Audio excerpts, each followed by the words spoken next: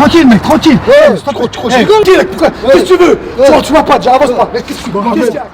Qu'est-ce que t'en penses? Est-ce que Poutine va appuyer sur le bouton? Est-ce que ça va être la 3e guerre mondiale? Et on va tous exploser? Alors là, je m'attendais pas à ça. Non, j'en sais rien. Tu veux que je te dise? C'est tendu quand même. Ouais. Mais moi, est-ce que tu préfères les préservatifs? T'achètes des iondes pour le nucléaire si jamais il y a le nucléaire. J'ai rien préparé. Moi aussi, la pluie, je pars avec. Ich les Warriors, j'espère que vous avez la forme. Eh bien, vous dites-nous dans les commentaires comment vous vivez cette période qui est très très très spéciale. Je pense qu'il y a quelques années en arrière, on n'aurait jamais pu s'imaginer un scénario pareil. Une grosse flambée dans l'énergie, le pétrole qui augmente, tout augmente, plus maintenant un potentiel problème de bombe nucléaire. Période difficile. Hein. Est-ce que vous préparez? Qu'est-ce que vous en pensez? Ou alors vous en avez complètement rien secoué? Quoi qu'il arrive, ce qu'on peut vous dire, c'est que en tout temps, il y a eu des choses graves et il y a toujours des gens qui ont réussi à s'en sortir. Donc positiver, et après il faudra juste apprendre à s'adapter, car l'intelligence c'est celui qui sait s'adapter, peu importe le contexte. Voilà. Ouais, je pense qu'on a des guerriers en face. Ouais, je pense qu'il y a des voyants. Bon, sinon, on va rentrer dans le vif du sujet. Aujourd'hui, on va vous montrer 2 astuces. Comment intimider votre agresseur. Et je vous raconterai une petite histoire d'une astuce, ou comment je l'ai appris. Bah, je l'ai utilisé en fait quand j'étais adolescent. Et vous allez voir que elle a marché pour moi et je sais qu'elle marchera aussi pour vous. C'était pas mal. Voilà, mais la première elle est fulgurante. Donc restez avec nous, c'est parti, c'est maintenant.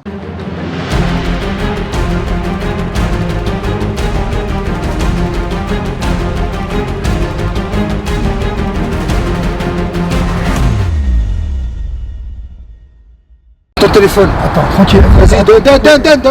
Écoute-moi, tranquille. Vas-y, donne. S'il te plaît. Tranquille, mec, tranquille. Tu rigoles là? S'il te plaît. Donne ton téléphone là, je te dis. D'accord. Tranquille, mec. Vite. Allez, donne. Tranquille, mec, tranquille. Allez. Ah, qu'est-ce qu'il y a maintenant? Est-ce qu'avec ça j'intimide ou pas? Ah, je rigole, c'est pas ça. On a une vraie astuce. Ça, c'est débrouillé. Ça peut arriver, mais bon. Au Brésil, aux États-Unis, je pense Mexique, Afrique du Sud. Maintenant, moi, en France aussi, ça peut arriver. Ça peut arriver aussi. Bon, alors, donc là, il m'agresse. Ok, gentil, qu'est-ce que tu veux? Pourquoi tu as le téléphone? Ou on s'embrouille tout simplement. Pourquoi tu m'as poussé? Ou bref, on s'embrouille. Ok, vous avez compris. Et maintenant, qu'est-ce que je pourrais faire pour intimider mon partenaire, mon agresseur? Parce qu'il m'agresse là. Donc il y a aussi des petites idées. On l'avait déjà dit, mais là on fait une vidéo spécialement pour ça parce que c'est vraiment très important. Et avec ça, on peut désamorcer un conflit et en ressortir tête haute, sans faire passer pour un faible. Parce qu'il y a des gens qui ont un gros ego. On le sait, on sait que parmi vous, il y en a qui ont des égos. Donc on va vous montrer une technique où votre ego, même s'il y a du monde à côté de vous, donc ils vont dire ah ouais, t'es un vrai toi. Donc voilà. Donc qu'est-ce que vous avez vous? Tic-tac. Voilà. Et ben le meilleur, c'est une petite démonstration. Vas-y mec, vas-y, réagresse-moi. Pourquoi tu me touches déjà? Pourquoi tu me touches déjà? Calme-toi. Qu'est-ce que tu fais chaud là? Ah, qu'est-ce qu'il y a maintenant? Arrête! Qu'est-ce qu'il y a? Arrête là! Et en fait, la technique c'est quoi? Passer pour un fou. Alors, bien évidemment, il pourrait me mettre une droite parce que je me suis excité, il pourrait me frapper, mais de toute façon, c'est un moyen en fait de quoi? D'essayer de vraiment jouer encore un coup d'espoir, que je bluffe, et surtout s'il y a bien quelqu'un qu'on laisse tranquille dans le monde, peu importe où vous êtes, aux États-Unis, au Mexique, au Brésil, c'est quoi? C'est les fous. Et donc là, je suis en train de montrer, donc déjà je fais une espèce de rupture de pattern. Rupture de pattern en hypnose, c'est quoi? C'est je parle, je suis cool, et d'un coup, j'ai changé d'attitude. Donc lui, ça va le surprendre, d'un coup, à s'y attendre, et quand on parle comme ça, allez, ouais, écoutez les mecs, tranquille, pourquoi tu n'es tranquille. Calme-toi. On peut discuter. Ah, qu'est-ce qu'il y a maintenant? Mais arrête! Mais putain, arrête! Et là, il va dire, mais il est malade celui-là. On va mordre les doigts, me mettre des gifles, m'arracher les cheveux, arracher les vêtements. Je vais tout enlever pour essayer d'éviter de l'intimider. Et ça marchera, je pense, 90%. Et vous aurez 10% de chance, ou à un moment donné, il peut vous en mettre une. Donc quand vous faites ça, préparez-vous peut-être à recevoir un coup pour vous défendre. Voilà la première astuce, c'est de passer pour un fou. Donc, comme je vous ai dit au début, j'avais une histoire, mais en fait j'en ai deux.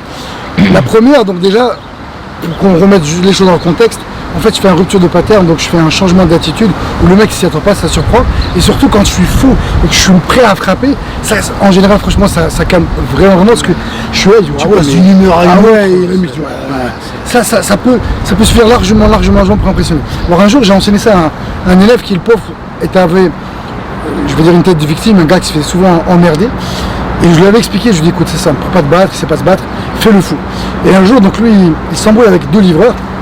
Et les livreurs, s'il y a des livreurs qui nous regardent, comme ils ont un boulot qui est speed, il y en a plein qui ils font les nerveux, ça klaxonne, ils veulent vite finir le boulot. Bon, ok, c'est un boulot qui est stressant, mais apprenez à gérer vos émotions, les livreurs. Et donc en fait, ils sont sortis de la voiture, ils ont commencé à l'insulter, machin, mais vraiment, bon, je sais pas s'il avait frappé, mais en tout cas, lui, il avait peur, et qu'est-ce qu'il a fait? Il a tapé sur son capot. Et il a commencé à gueuler, arrêtez, je vais vous fumer, ouais. Mais vraiment, il a pété un boulon et puis tapé sur son capot, lui. Et les mecs, ils ont dit, bon, ils l'ont insulté, va te faire, hop. Mais t'es un malade toi. Et ils sont partis. Et il m'a dit, il était trop content. Pourquoi?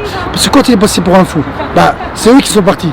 D'accord, donc lui, pour son ego, les gens, s'il y avait des gens qui regardaient, des amis, de la famille, sa femme, ses enfants, ils disaient, oh, papa, calme-toi, t'es un peu fou. Mais il passe pas pour un faible. Donc pour les gens qui ont un ego un peu plus élevé, pas de souci, cette technique peut largement suffire. Donc voilà, première anecdote. Et maintenant, on va vous en donner une deuxième technique, une deuxième astuce pour aussi intimider et essayer d'éviter le conflit. Comme ça, sans coup, bien évidemment.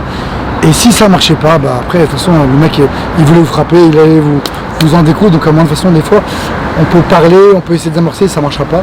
Donc là, pour essayer, ça marche pas toujours. On vous montrera dans une autre vidéo comment faire. Donc, on est parti pour la deuxième astuce. Vas-y, donne ton portable. Qu'est-ce que tu veux? Reste tranquille. Qu'est-ce que tu veux? Tu vas pas, avance pas. Qu'est-ce qu'il y a? Qu'est-ce qu'il y a? Donne-moi ton portable.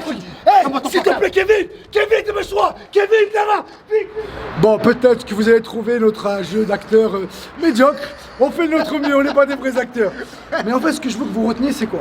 Alors, pourquoi en fait je vous montre ça? Parce qu'une fois ça m'est arrivé, je vous raconte une petite histoire, mais voilà.